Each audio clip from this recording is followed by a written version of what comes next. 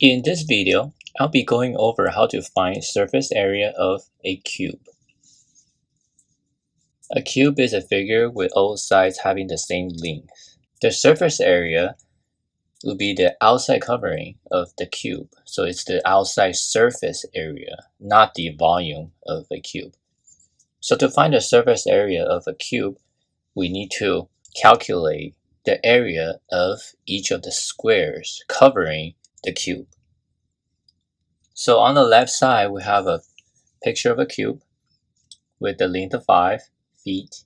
Then on the right, we have the opened version of the cube, and there are a total of 6 squares. So the formula for calculating surface area of a cube would be area of the square multiplying by 6.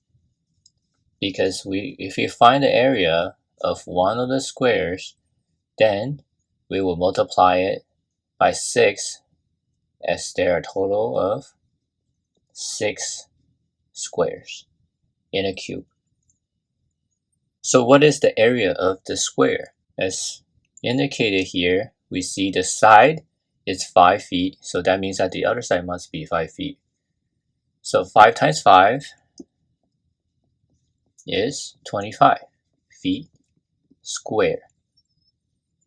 Now there's 6 of them, so we'll take 25 times by 6, and we will have 150 feet square. And that will be the surface area of a cube. Hopefully this is helpful to you, and thank you for watching.